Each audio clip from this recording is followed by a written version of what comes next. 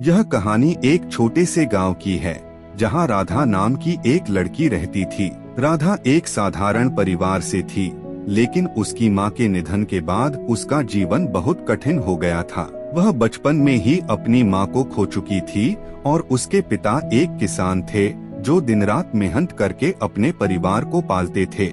राधा की आंखों में बहुत सपने थे। वह पढ़ना चाहती थी, लेकिन परिवार की आर्थिक स्थिति खराब थी। फिर भी उसने हार नहीं मानी और अपने छोटे छोटे भाई बहनों की देखभाल के साथ साथ अपनी पढ़ाई जारी रखी। वह दिन में खेतों में काम करती और रात को गांव की छोटी सी लालटेन के नीचे पढ़ाई करती थी। राधा के पिता को जब भी समय मिलता, वह उसे पढ़ाई के लिए प्रोत्साहित करते। वे खुद पढ़े लिखे नहीं थे, लेकिन जानते थे कि शिक्षा ही एकमात्र रास्ता है जिससे उनकी बेटी अपना और अपने परिवार का जीवन बदल सकती है। कई साल ऐसे ही बीत गए। राधा ने अपनी मेहनत और लगन से गांव के स्कूल में टॉप किया।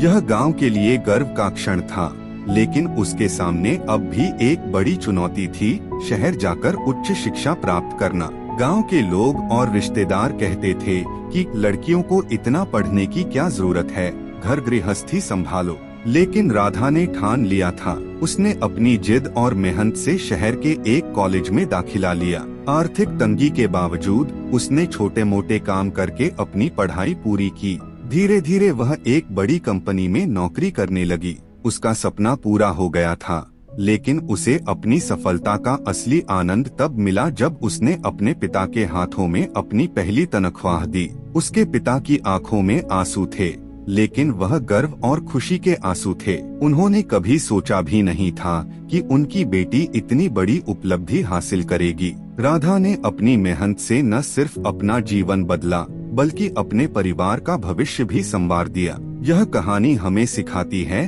कि जीवन में कितनी भी कठिनाइयाँ क्यों न हो, अगर हमारे पास संकल्प और मेहनत करने की इच्छा शक्ति हो तो कोई भी सपना असंभव नहीं है।